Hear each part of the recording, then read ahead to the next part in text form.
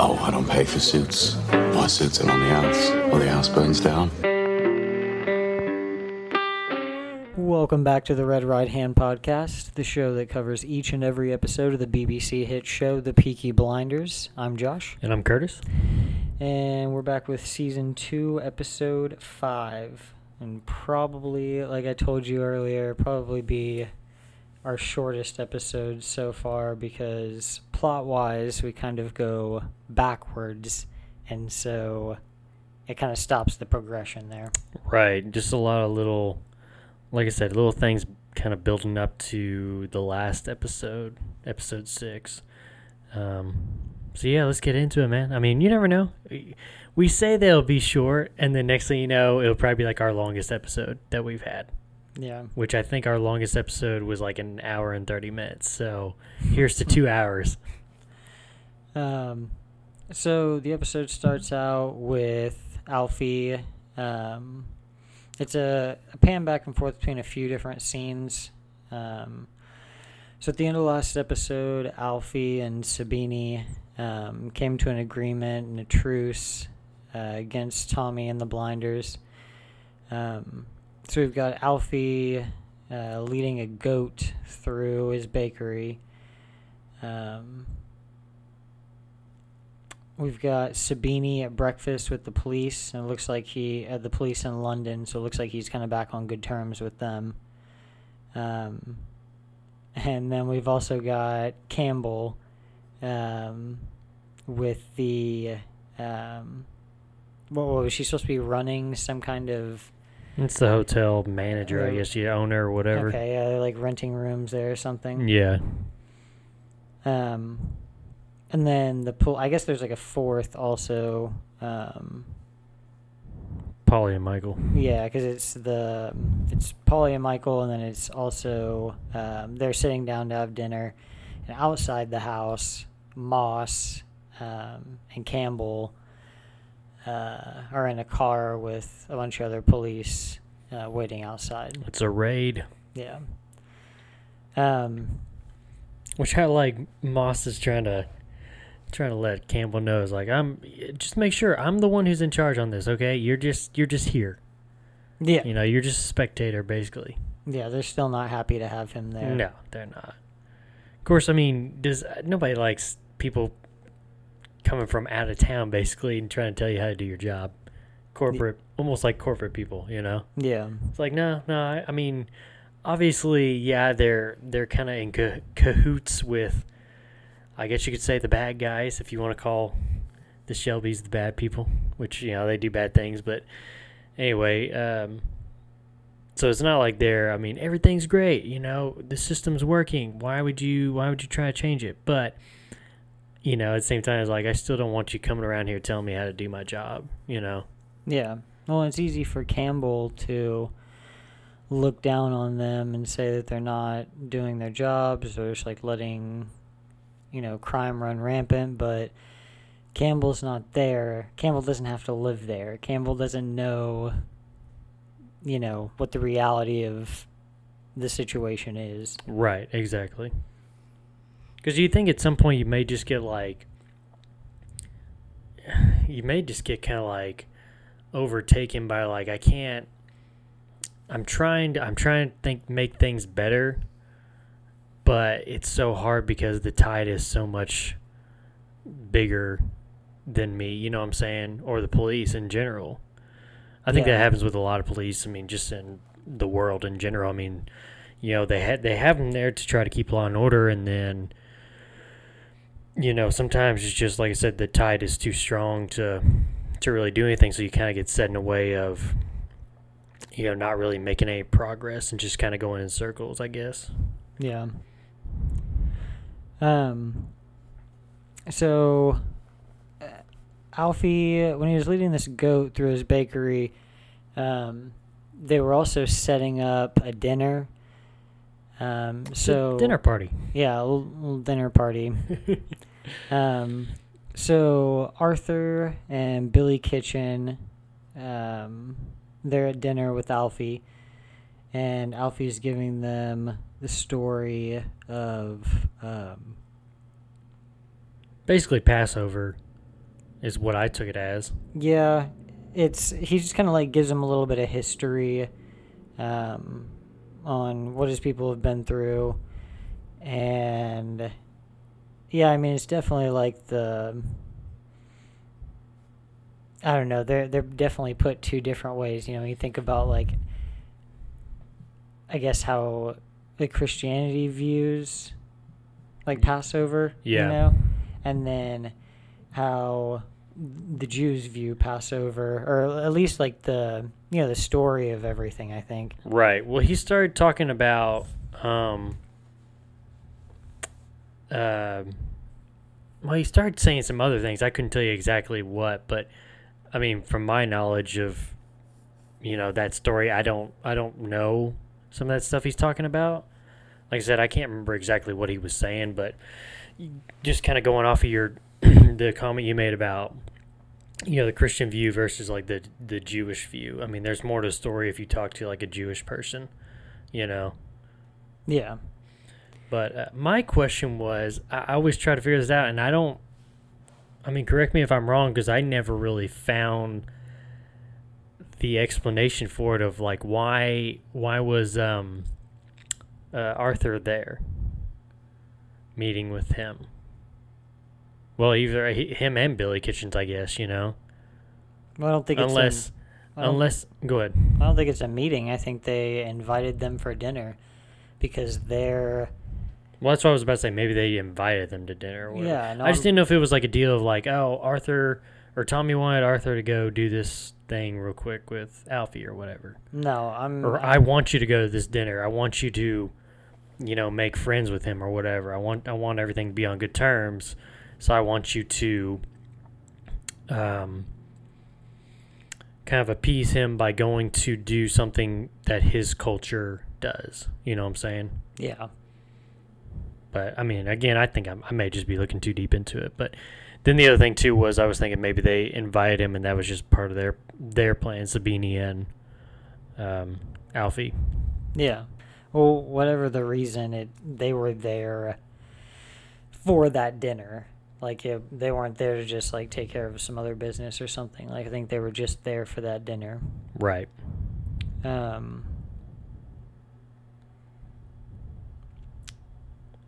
So, basically, the whole story just kind of amounts to... Alfie says that before you kill a king, you have to basically, like, get the okay from God. And so they would do that with the goat sacrifice. Right. So that's why he's been dragging this goat around the bakery.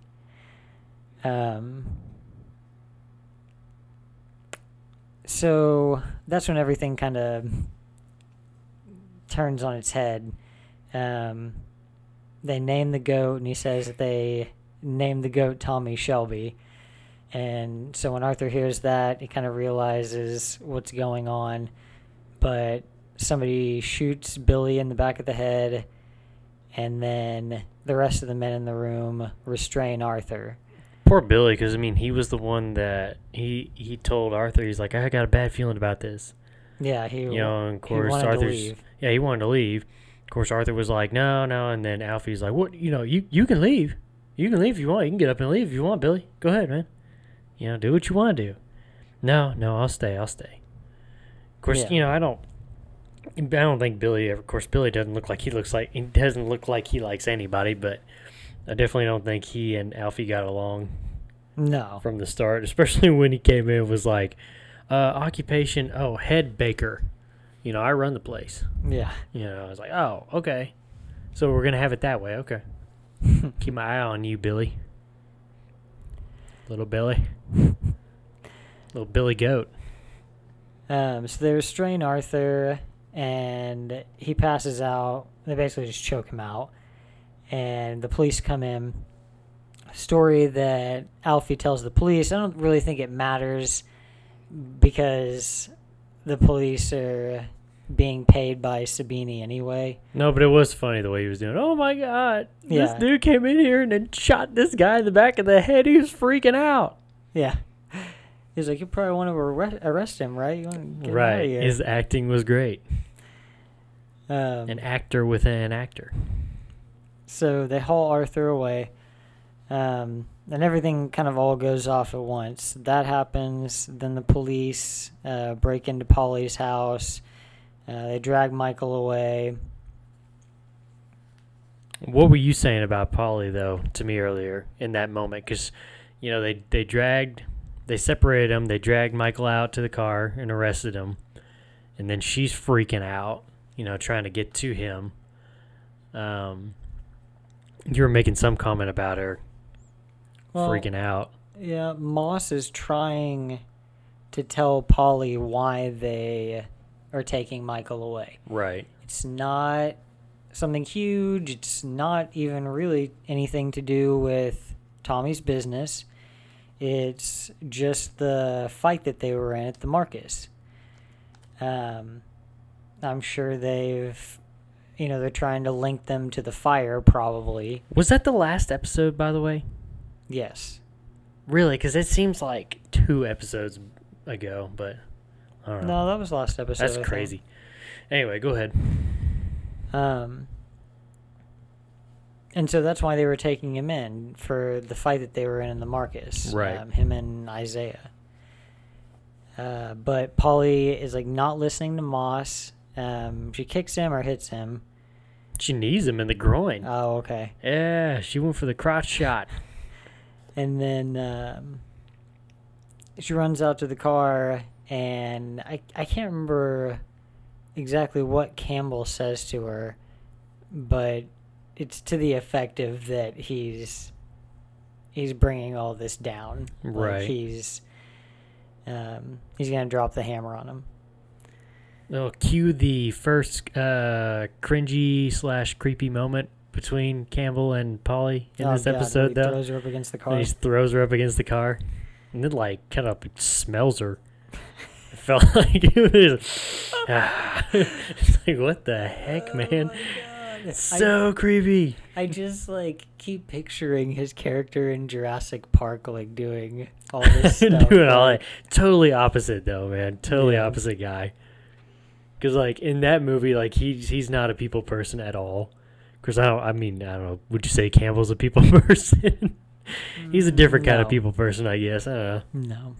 Anyway, that would be funny though if that was his character in Jurassic Park. Just like a creepy doctor. Boy, these dinosaurs, they're something.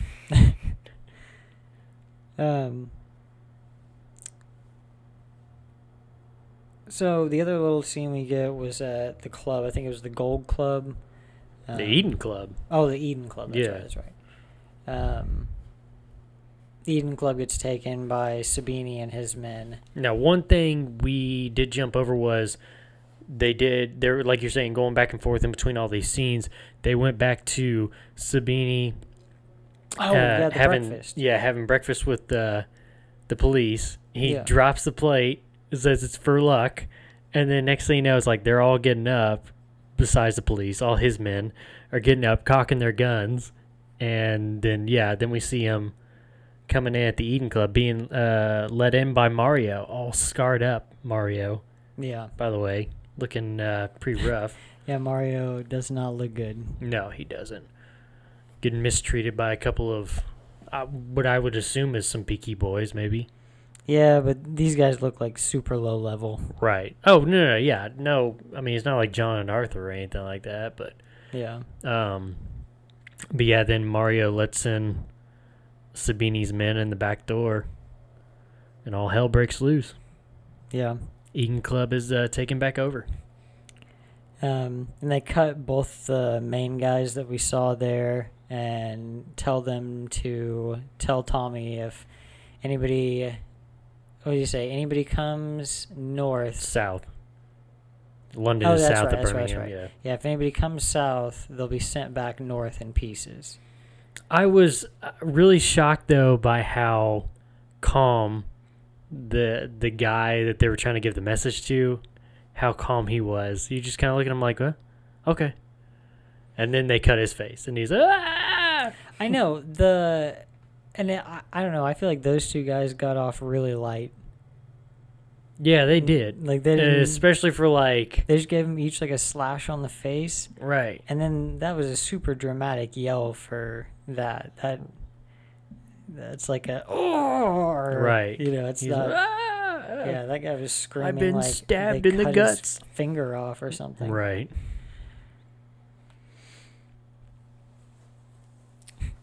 That'll surely win you a Grammy right there. Brilliant.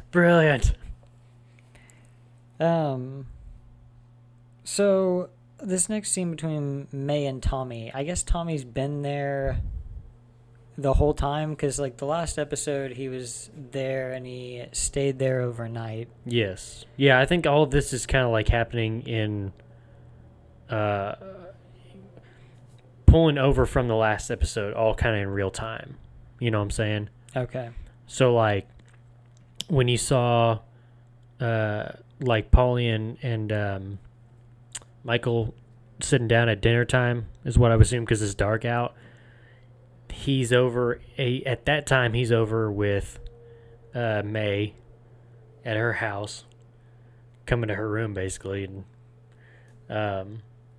but yeah, I'm seeing that all as happening kind of all at once, except for maybe like the Sabini part, because that's breakfast and it's light outside, you know. Yeah.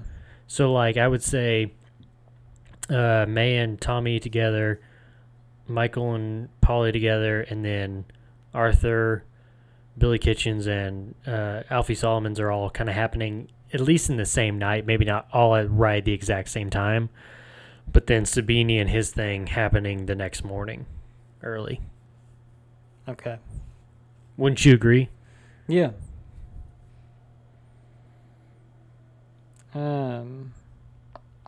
But yeah, he's still there. They're walking out to the stables, check out his horse. Yeah. I just liked his comment about, it's just kind of some back and forth between the two of them, really about nothing. And they just talking a little bit about the horse, talking some horse specs. We got horse talk here on Right Hand Podcast. So I just like the comment that Tommy gave to her horse guy about Mickey. Old Mickey, about the goldfish and the what is that? Water trough? Yeah, in the water trough. Putting goldfish in the water trough, because he's sitting there. Tommy's kind of giving him digs. They're kind of going back and forth, and he's digging into him because he says, well, yeah, your horse trainer you say is the best around. Well, he spends a lot of money too, or he wastes a lot of money. Of course, he's like, well, it's for, you know, the worm pills or whatever. He's like, yeah, but you could use goldfish in the water troughs, because that's where they get those worms, is from the water trough.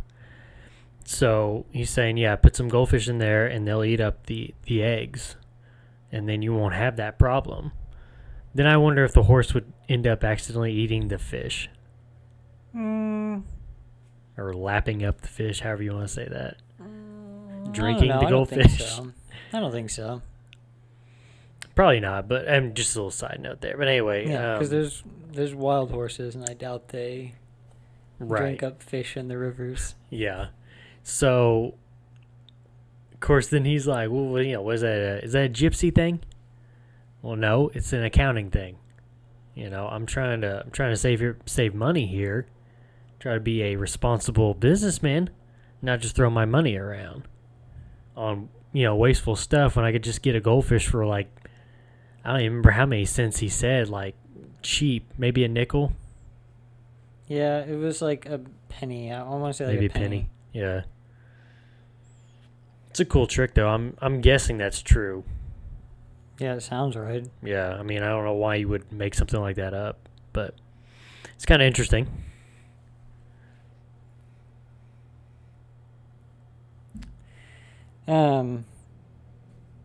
So he's with May back at the house, and a telegram comes for him, basically just telling him everything that's, well, at least telling him that something's gone wrong. Might have even been from No, I don't think it was from Campbell. That's what I was wondering. I was wondering maybe who was from. I don't think it was from Campbell because I don't think he would have known. Well, I don't know. Maybe hard to say. It doesn't say. They don't tell you who it was, but. Well, but here's the thing about. I mean, again, we don't know what all was in the note, how much information was given to him, but later on, when he's talking in the family meeting, he doesn't. It seems like he doesn't know about at least the Eden Club. He does know about Michael and Arthur getting lifted, which would be under Campbell's jurisdiction. Yeah. You know. So it wouldn't surprise me if maybe he did, because then it's like he immediately goes and has a meeting with Campbell. Right. I'm thinking that it probably was. So it makes sense. Yeah. So we'll go with that. So Tommy Well, hold on. So interesting though, if it was Campbell, how did he know he was at May's place? Who knew that he was at May's place? That's the other thing too. Yeah. Maybe Campbell. Maybe. Of course, he totes like he knows Tommy's every move. Yeah. So maybe so. Anyway, I'm sorry. Go ahead. No, you're good. So, yeah, let's go with that assumption. I think Campbell sets up this meeting between the two of them at the church. Tommy basically just comes in kind of freaking out. Yeah, everything's falling apart. Yeah, he's furious. Like his family's, two of them are in prison, and he probably doesn't even know, the status of some of the others at this point. Right. Just kind of guessing that maybe they're okay. Yeah. But they have this talk, and basically Campbell has just kind of done all this to ultimately kind of tear Tommy apart, but to tear their family and their whole organization kind of down. Right. And there's just like, I don't know, there's not really any reason for it, Like he's just there doing a lot of this out of vengeance. Like he has one directive that he's there for, and the rest of this is just kind of icing for him. You don't think that maybe he's kind of trying to get his attention? It's like, again, like you're saying, he's here for this one reason of, you have this mission to kill this person, Tommy, and I want you to kill this person. You're not doing it. And he's, in the last episode, he kind of was pushing him. Was like, you got to do this. You got to get it done now. Of course, Tommy's like, well, in due time, when I decide to do it. Of course, they're kind of going back and forth on it. And so I almost kind of wonder if this is almost kind of forcing his hand of, you either do this now or you're not going to be able to save your family, Yeah. Almost kind of like, okay, this is a wake-up call for you, trying to get your attention here. Yeah. No, for sure. But, I mean, Tommy was putting it all off with good reason, because they're just going to kill him afterwards. Right. Yeah. So it's like, what does he care? Yeah.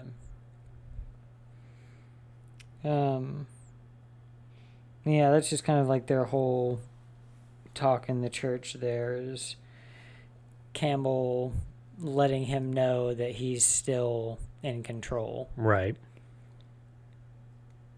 And then Campbell just leaves him with the line, sometimes, what does he say? Oh, my dad always told me sometimes sometimes you have to show the dog the stick once in a while. Something like that. Yeah, if you want your dog to obey you or something like that, you have to show him the stick every now and again, or something like that. He waves his cane at him. Of course.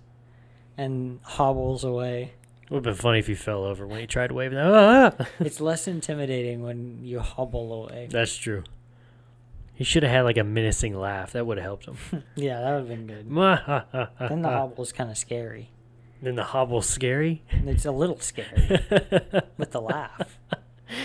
Yeah, I guess you're right. It reminds me. Campbell's just scary in general, though, man. Makes me think of Long John Silver and Muppet Treasure Island. Oh yeah, he was pretty laughs creepy, and man. hobbles. Yeah. So right after that, Tommy is just kind of taking inventory. There's a family meeting. They're missing a few, but it's a family meeting. And John just kind of lays it all out for him. We get kind of the full account of everything they've lost. We did skip one part. Kind of Oh, important yeah, part. no, okay, yeah. Yeah, I had that in on the side. Yeah, he went to the office first. Yeah, Tommy Gotta swing by the office. Yeah, he goes to the office, and so before, and was it the last episode? It was the last episode, towards the end, before he went to May's place. Yeah, where he tries to call Grace, but her husband answers the phone. Right. So she calls him this time, and it's just super awkward. Like, it's a really awkward conversation. Right. Of course, if you think about it, it's like you're calling at a really bad time. Yeah. He can't. And, you don't understand what I got going on right now, but it's like I can't do this right now. Yeah, I can't be thinking about And that. he basically told her that, Yeah. But she wants to meet with him. And it just kind of leaves you there. You don't know where they plan to meet or when or even if. Right. But at the family meeting, John kind of lays everything out for Tommy. They lost the Eden Club. He says all of our clubs and pubs, or all of our pubs have been handed back over to Sabini and Solomon. Okay, yeah. All of our whiskey's been lifted. They've impounded our vans. And because word is getting around that Arthur shot Billy Kitchen, they've lost their passageway through the what they called it, the black country. Yeah. So they're really kind of pushed back into their little corner again, it seems like. Yeah. And Polly is just kind of losing her mind this whole time. She's in mother mode for sure. Yeah. Because, she basically makes it known. It's like she does not give a crap about, Billy Kitchen. She doesn't care about the business stuff. All she wants is Michael out of jail now. Yeah. So she's just kind of freaking out. Tommy's trying to get her to calm down. Polly tells him it's like he says, it's like business first and then family. We'll talk about family matters afterwards. Yeah. It's like, just let me get a overview of like the situation here so I can kind of grasp what we're getting into, and then we'll talk about Michael and all that stuff. Yeah. But Polly, the same with, same as Moss, like she's just not hearing him. No, she's not. So before she leaves, she tells Tommy that if they get Michael out of prison, she's taking him away from this family. Which is hilarious. Yeah. And then she carts Finn out of the room also. Yeah, poor Finn. But the fact that she really thinks that she's going to be able to keep Michael away from Tommy and the family business, that's just ludicrous. Yeah. He's already pretty invested at this point. Well, we talked about it from day one when Tommy went to go see him at his adopted mother's house. Yeah. It's like he was already kind of infatuated of like, who is this guy? What does he do? So it's like, you're not going to keep him away from Tommy. No. And the business. Yeah. So he cares about them, but it becomes more evident like over the course of the show that he's about like that lifestyle. Right. Like, that's what he wants. It's in his blood, I think. Yeah. For sure.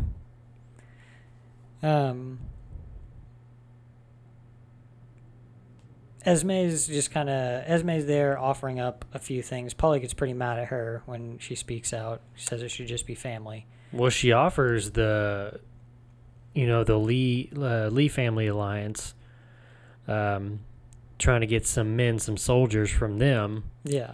To try to, beef their army back up a little bit. And again, like we were just talking about, it's like Polly's so in mother mode that she doesn't care. Of course, she even says that, we don't need fighting men. Fighting men is what got us into this situation that we're in now. We don't need that. So it's like Polly's taking like a totally different, like stance than what I feel like she normally would if Michael wasn't there, Yeah. in her life at least. Well, and they've just lost like 100 men in London. And I know it was just like 100 men that were working with Billy Kitchen. Right. And that's like not even counting any of his own men that he brought up and other guys that Tommy has working the clubs and the bars and all the other stuff they've got going on the docks. Well, not even that. It's like you've lost 2 allies now. You've lost Solomon and his men because he's betrayed you. And then you've lost the Black Country Boys because they think that your brother murdered their leader. Yeah. So it's like you're down to just what you have in that room basically now. And a few others hanging around Birmingham maybe, but, not what you had before. Yeah. So, I mean, offering up the Lee family. And you can't even count on the police right now. No, you can't. No, you can't because they're all with Campbell. Yeah. So, yeah, they're really on an island here, surrounded.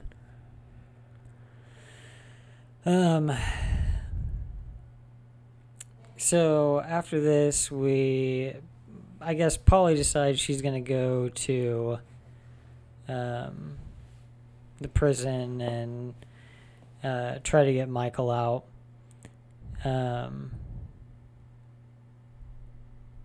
And it's basically just Campbell at his creepiest he's ever been. Well, we're still at the house here, though, man. There's still something else we need to talk about. Was the getting lost? See, we started talking about Esme, and we talked about the Lee family. I'm like, yep, that was what Esme contributed. No, man, you're missing the best part. Yeah. So Esme kicks John out too, so she's her and Tommy, and she gives him. Basically, she's trying to tempt him with running off. She says, think about being on a horse, going down to the Black Country, getting lost. She was talking about wanting to go to France. Yeah, because she's talking about, basically just living that gypsy life in France. Yeah. Like you said, running away, get away from all this, blah, blah, blah. Let me ask you something, though, because I always kind of felt a weird vibe from this scene, and I even looked it up online, and there are other people that thought this, too. Do you think that she was trying to run away with him? Like, him and her? No. Okay, because there's other people that thought that, too. I'm not saying it is. I just kind of get this weird vibe, too, that, like, she's trying to tempt him of, like, we could do this, you and me. We could run away and live this gypsy lifestyle because it's in our blood. It's in me and it's in you, and we can't deny it anymore. Yeah. Not their love for each other, but no. the gypsy blood is what I'm trying to say. Yeah. No, I never felt that like. It just kind of a weird vibe to me. Before in you that. said it, No, I never. It never. We'll go back to and me. rewatch it now and see what you think. I guess. Yeah. I'm not trying to like plant a seed in your head, but. I just always had a weird feeling about that scene. Yeah. Well, if you saw that there were other people that felt that way, then maybe, it's definitely not just you. Right. I like how he's entertaining her, though. He's like, oh, okay, yeah, I'm listening. Kind of gives her, she's paying attention. He's looking right at her as she's talking. Yeah. But then he definitely flips the table on her. Yeah. He's just so focused that he doesn't, before... In the beginning of the season, she had started convincing John that they didn't need to do this anymore, They don't need to do London, yeah. Yeah, they just wanted to move away and have a farm and... Like some chickens. Yeah. So, it's still what she wants. She wants to get away from all of this. But Tommy's so focused on... what he's got to do to get to his goal that right, the task at hand. Yeah, he's not going to let anybody get in the way of that. So he tells Esme that he'll cut her out of the family if she ever mentions anything like that again. Then the super creepy scene between Campbell and Polly. Yeah, back to super creepy. Yep. Not even a whole lot to say about that. Polly's just so like grief-stricken that she hasn't heard a word anybody's been saying to her, and so she just goes straight to Campbell and wants to get Michael out.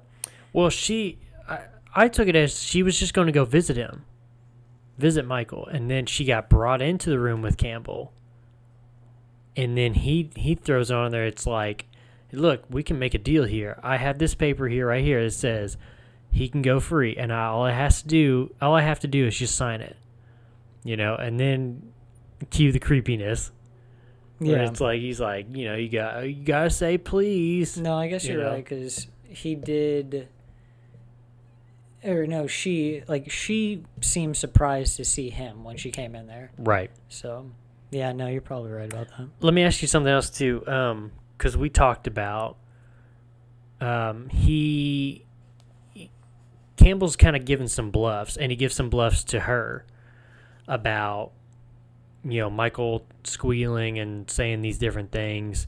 What was the one he was talking about? He helped Arthur blow up the Marcus. Yeah, they call it the Marcus. I think it's I don't know. Is that how you spell marquee? I don't know. But anyway, so he's throwing some bluffs out there. When she comes in, he's washing his hands and he's saying, oh, I just got done with a pretty nasty interrogation. So I didn't know, like, if he was trying to throw some psychological jabs at her of, like, I did this, but I really didn't. You know what I'm saying? Yeah, I mean, I think he's using it all to his advantage. Right. Or was that true because Michael is beaten up pretty badly in the face when he does get out later on. Yeah. So, I mean, that's another thing we don't really know. Right. I was just kind of curious of, like, if he was actually doing an interrogation, if Michael was the one he was interrogating at that moment. But anyway. Maybe. Back to the creepy scene. Yeah, and I don't even really know if, like, Michael might have been released anyway. Like, we don't know, we don't know. We don't know how much Campbell, like, actually affected Michael getting out. Right. And, of course, it's like, if you're Polly and you're given this ultimatum, man, I mean, you don't know. She doesn't know if it's really going to I mean, if he could actually get out on his own, if Campbell really has a hand in him getting out or not, Yeah. Or if this was just a deal to kind of humiliate her and the family. Yeah. So the next day, Michael is released. I didn't have any super strong feelings about that song. Did you? It's who'd you say it was? Laura Marling. Okay. What do you mean you didn't have? I mean, it was okay. I just didn't feel like I didn't like that song, or man, I really liked that song. Oh, I really liked it. I was just kind of in the middle. Yeah, I really liked it. It's okay. You suck, man. It's just not one of my favorites in the show. No, I got you, man. I think I told you that aside from the different covers of the song, or well, no, I'm trying to think of a better way to put this. I think my favorite like folk type song that's in the show, Yeah. Is Stretched on Your Grave. And that was in one of the first few episodes. I guess I don't remember that one. Yeah, I'd have to look, but I can't remember. It was one of the first couple episodes. Okay. I know we definitely mentioned it, though. Okay. So Michael gets released from prison. Like you said, he's pretty banged up.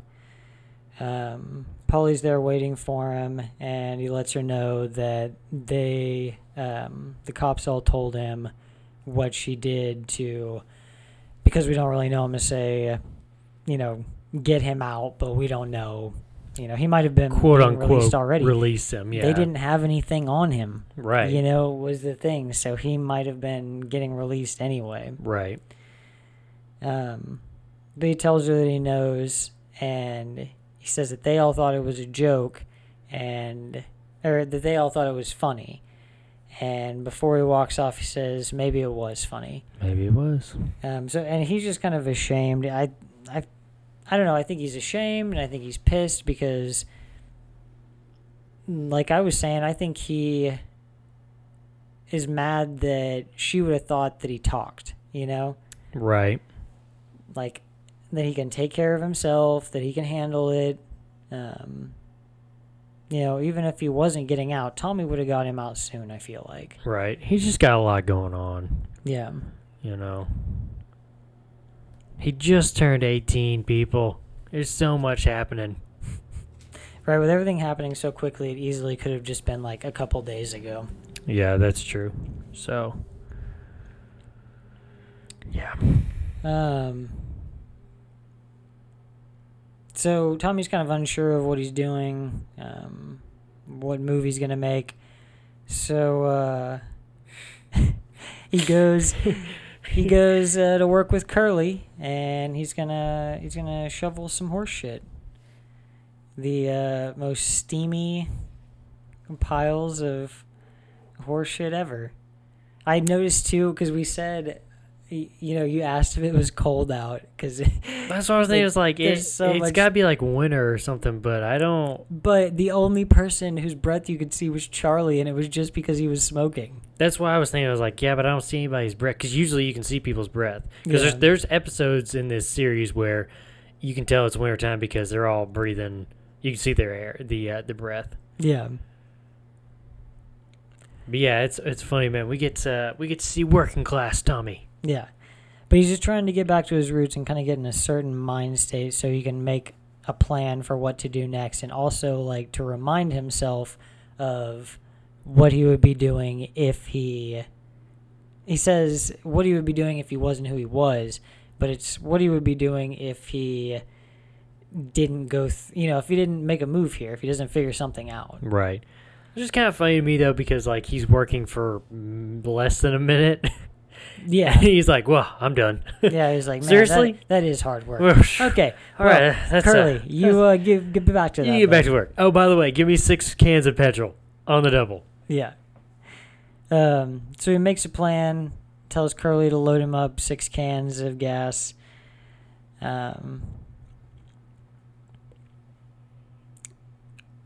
So Tommy goes to Ada's place and says it's his own. And I only caught that like the second watch through. The first watch through, seriously? I was like, that's weird. Well, I guess I realized after the fact whenever he made the call. Like when they're talking with Charlie Chaplin, he makes the call. Right. Yeah. Yeah, that's when I realized, I guess. Okay. But I didn't realize here. Right.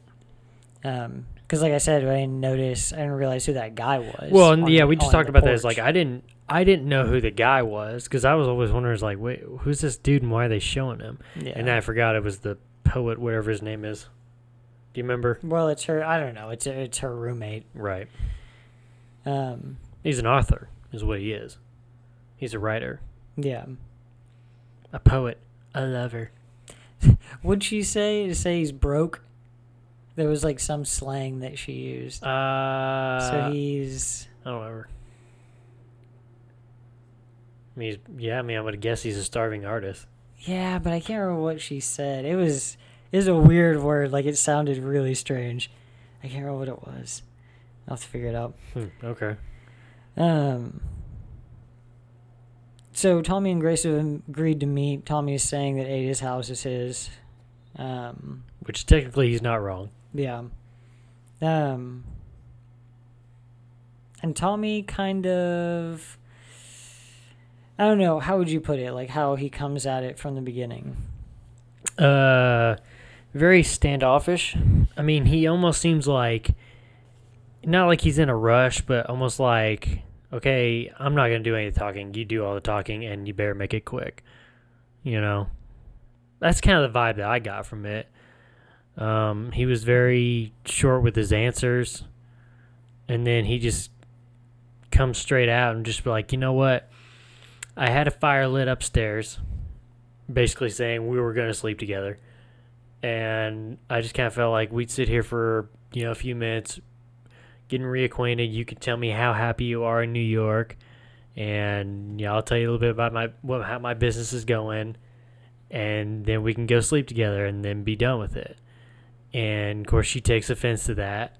It's like, well, what makes you think I was going to sleep with you, especially that quick after one drink? To which he says, I was counting on 3.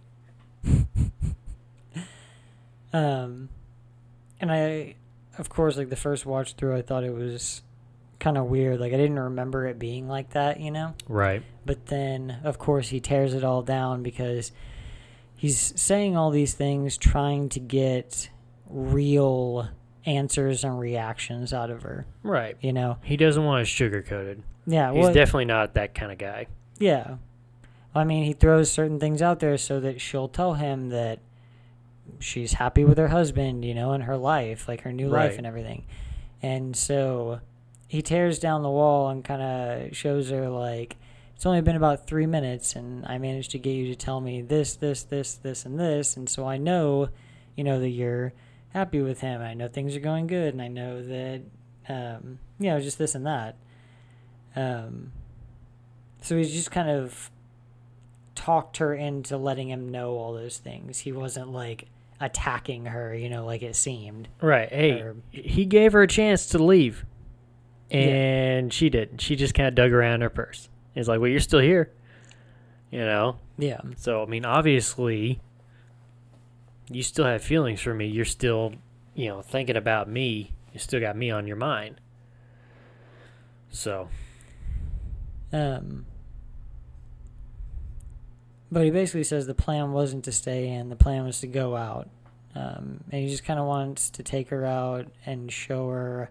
He basically just wants to show off her a little bit, show her some of the connections he has, and just kind of how things are changing for him. Right. He's not the little bookie that he used to be when she knew him. Yeah. The Charlie Chaplin scene is super weird. We talked about that too, about how it's so random. Like, why Charlie Chaplin? Why not? I don't know. It just seemed really weird. Like they were at some, I don't even know where they were. Who knows? Maybe somebody's house. Yeah, some but place even think where there's some celebrities and. Right, but think about it. This time it's the early 20s. I mean, this is like the beginning of his height of, like, stardom, like most popular person in the world, basically. Yeah. So he just, again, it's like I don't know, but go on. Huh? I said I don't know, but go on. Oh, well, I mean, this is just kind of like the. I mean, like, I know him, but I don't know a ton about him. Right. So this is like the big. I wouldn't say it's the peak. I mean, I think he's starting to really kind of hit his peak here in the 20s with his fame around the world. And so again, it's just kind of going back to Tommy trying to impress, Grace by who he knows and who he's affiliated with.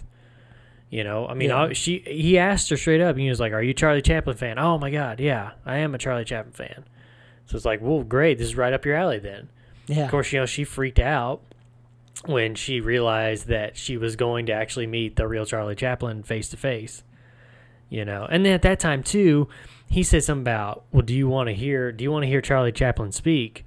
Which, you have to think, I mean, it's the silent era. So the mystery of a regular civilian trying to figure out what does a movie star actually sound like is a big deal. Yeah. So for her to actually meet the guy in person, face to face, and to hear his voice, I mean, that's like, I don't know how to equivalent to it today. I mean, I don't know. Some big boy band, some girl meeting a big boy band. I don't know. You know what I'm trying to say? I'm stumbling through the words, but I can't really think of like an equivalent, Yeah. Because it's like, there's like a mystery to that, you know. I Right. guess maybe like there's certain And like maybe pop it's stars you might have that always wear like a mask or like a, you know, like something like that, or Right. some kind of costume, and it's so you don't know what they look like. right, but even at that, it's like hard in 2021 because everything's so out there on social media. So there's not a whole lot to leave to the mind, you know? Yeah, Not like it was back then, at least. yeah, Again, like I was saying, I mean, they're trying to picture somebody's voice and what it sounds like. That's a big deal. And to be honest, when sound came around in the later 20s and into the 30s, it killed a lot of silent stars' careers because of the way their voice sounded and people not liking it at all. Yeah. Now, it was either, their voice not sounding good, or a lot of times like their dialect really kind of stood in the way they said, their accent, different stuff like that. I mean, there were movie stars that killed themselves over that stuff, you know? That's crazy. But, I mean, when you're so sucked into the fame and everything that comes with it, at the height of your career, and then that happens, and you're just like, you don't have anything. You can't even get any parts, and you don't know what to do with yourself because that's all you've known to do your whole life. Yeah. And now you're left with nothing. And these people aren't saving their money for a rainy day. They're spending it like crazy, man. Especially at that time, Prohibition time, party like crazy, man. Especially right before the Depression, the Roaring 20s and everything. So Yeah. anyway, we were way off topic here, but anyway, the next part though is the best though, when he makes the phone call from wherever they're at with Charlie Chaplin.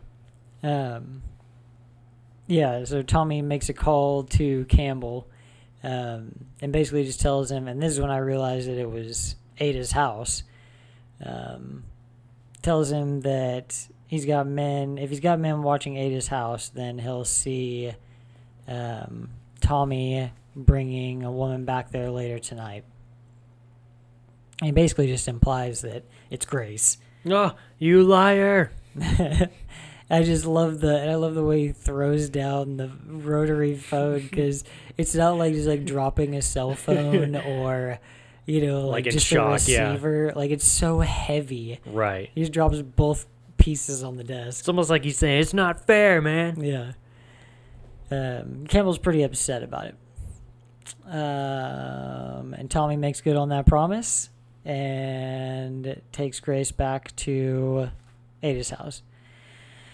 I loved the insta regret that they both had, like, right afterwards. Oh, yeah, when they start kind of breaking down the situation. Yeah. Yeah. Like, everything just happened. Why Grace and her husband are in New York were in London. Yeah, why they're in London in the first place. Which it sounds like they're having problems trying to conceive. Yeah. So, which she thinks it's her. Well, she's been told it's been her. She says the doctors are dead set that it's her. Right. So, how weird is this, though? Because it almost makes it seem like, and I think she actually said it, too, it's like, I was just testing that theory. Yeah. It was like, really? Are you serious? Yeah. You just used me. Oh! Yeah, no, it does kind of seem that way.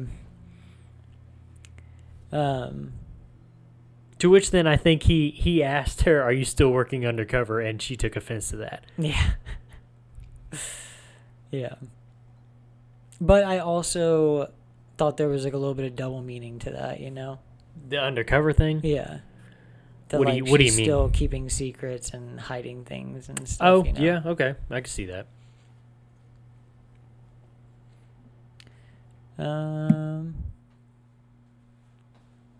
So, yeah, I really like this scene, too, where John goes to see Arthur at the prison. I don't know where Arthur's being kept. I don't think he's being kept in the same place as Michael. No, I think he's in, like, Camden Town area. Oh, yeah, he's probably in... It's weird. I'm pretty sure those are not the same clothes he came in with, because he looks like he's in rags. Yeah. A weird get-up. Looks like the same shirt, but he's, like, got a weird vest on, and then those are definitely not the pants that he came in to the prison with. No. There's a lot of like standard issue stuff that's right there. There's Right. He's the boots he's wearing, the pants, that overshirt thing. Of course, I'm sure because he's got different charges from Michael anyway. He's basically being called a murderer, so he's probably being kept on murderer's row. You know? Yeah. John just kind of gives him the rundown of,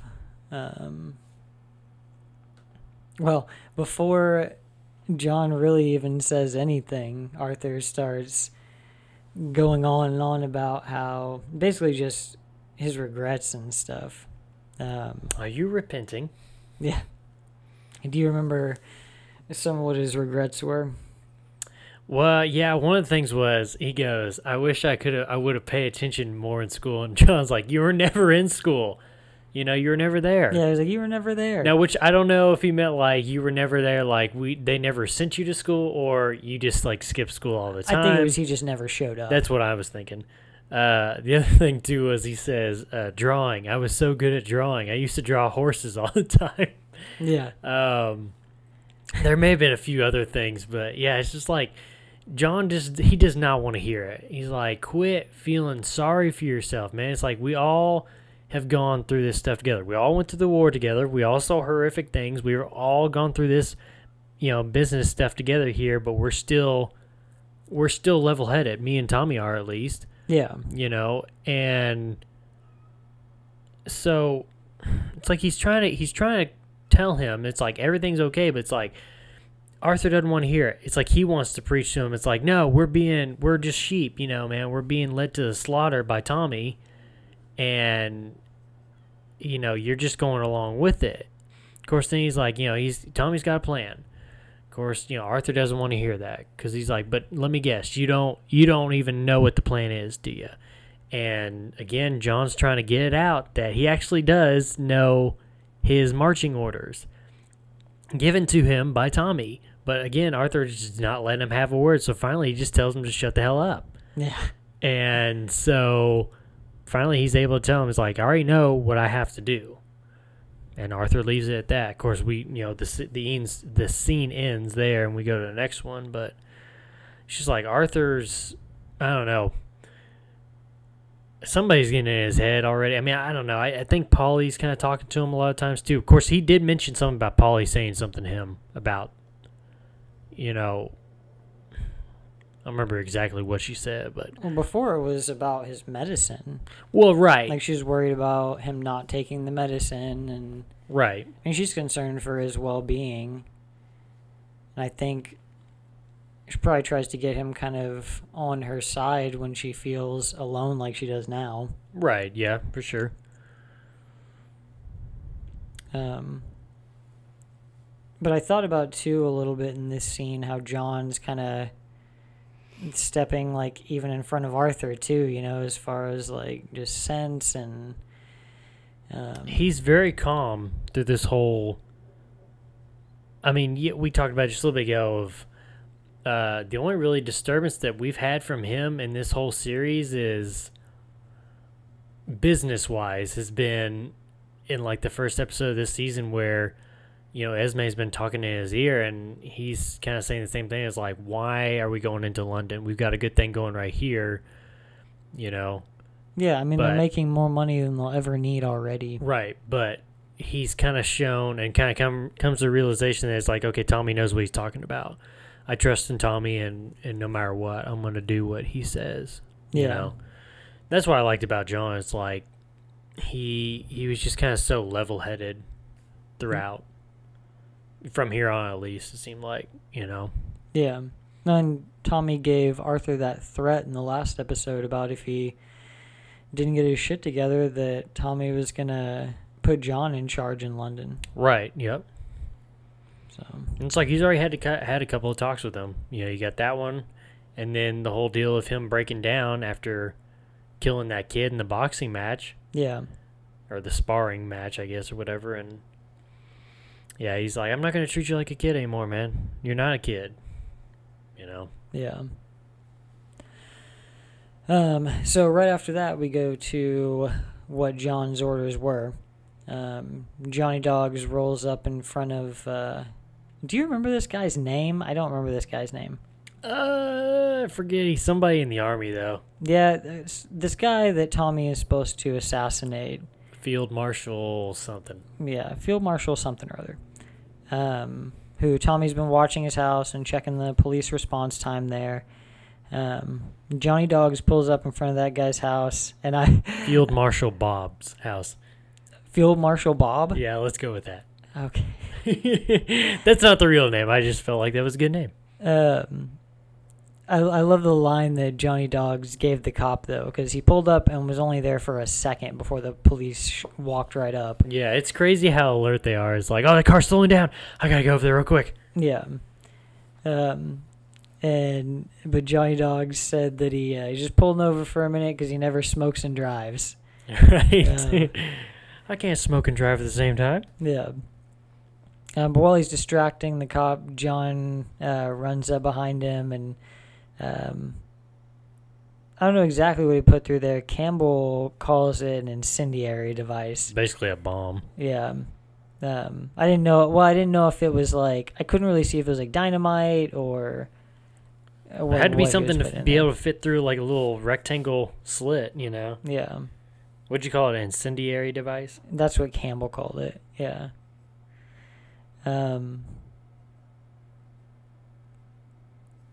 So John pushes it through and basically just blows up the guy's house. Let me get a sick Joker walk away. Not even flinching. Yeah. Of course, again, when you've killed hundreds of men in a war, you probably don't really feel too much by walking away from an explosion. Yeah. After that, Tommy goes to see May, basically to break it off. It's not you, it's me. Yeah. I think he's just still feeling something for Grace. So, oh, he is, yeah. Did you not get that from the last time they were meeting? Who, him and May? No, him and Grace. Oh, yeah. That, he still liked her. Yeah. I'm just making sure, just making sure you understood that. Yeah. And May basically he's basically just not having it. I like the line that she gave him that your horse will come in 5th or 6th at the Derby, but what'd she say? I will win you. Yeah, I'll win you, like something like that. Ooh. Boom. Boom. What a line. I mean, just dump Grace right then and there, man.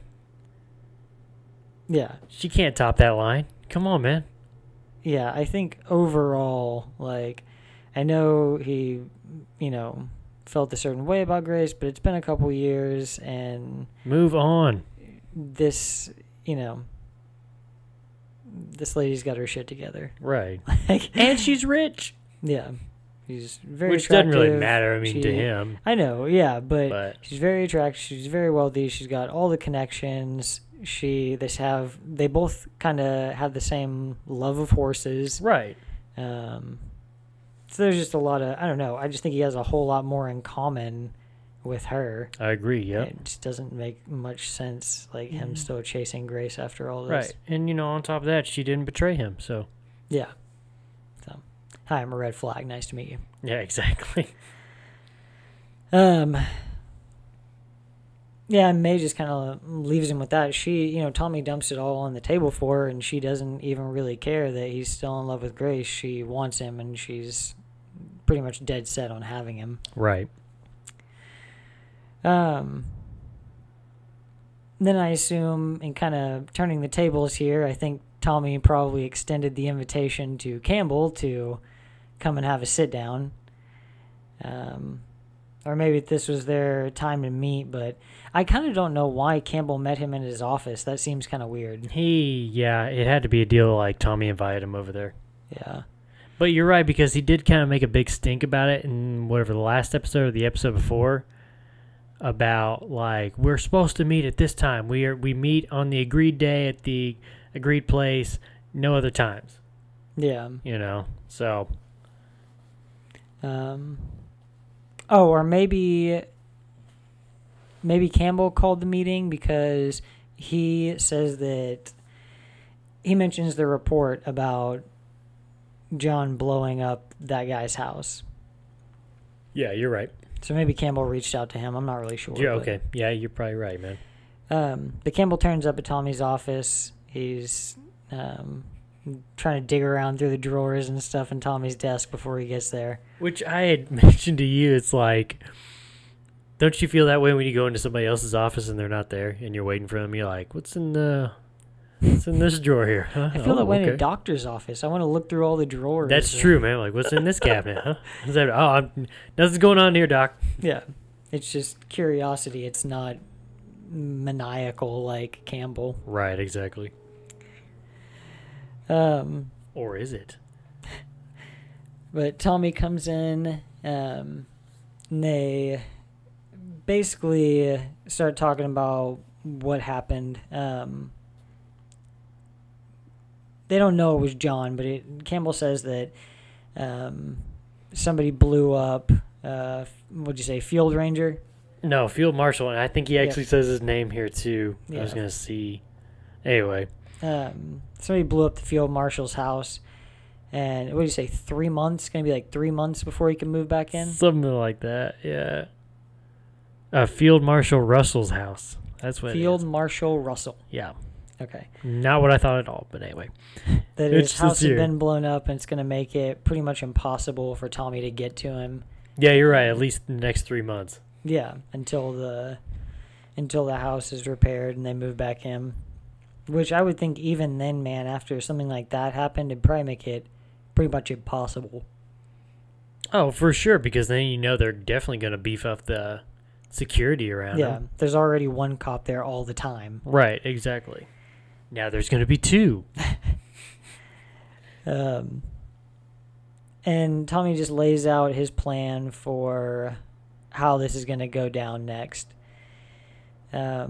He realizes that, I think he's known the whole time, but he realizes that they were just going to put him in a situation where after he killed this guy, they were going to kill him.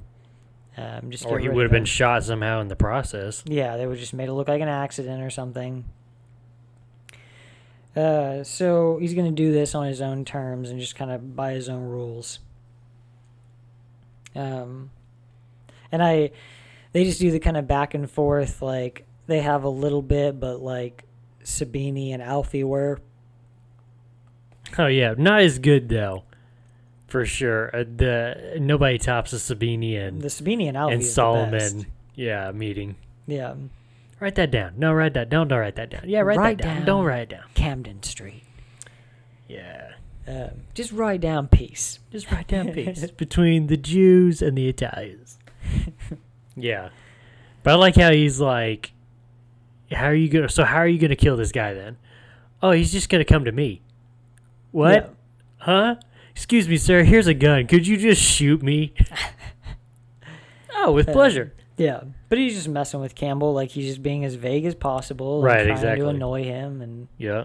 And Campbell's getting pissed, but he says it's because he has to report everything that's happening. Yeah, to Winston Churchill. To which Tommy's like, I don't care. So? Yeah.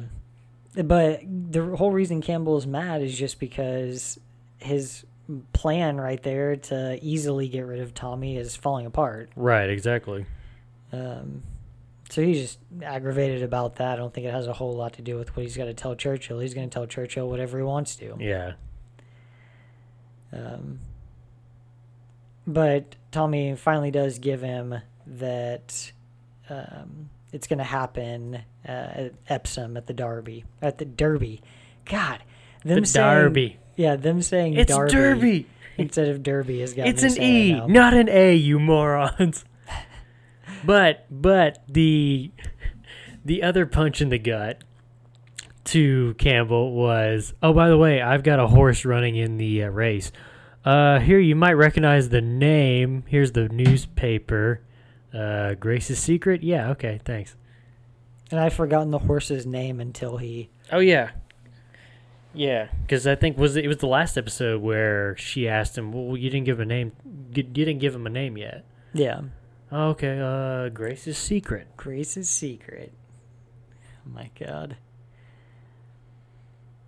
Well, that'll do it for Season 2, Episode 5. We'll be back next week for the season finale. Got one more. Wonder what's going to happen. Ooh.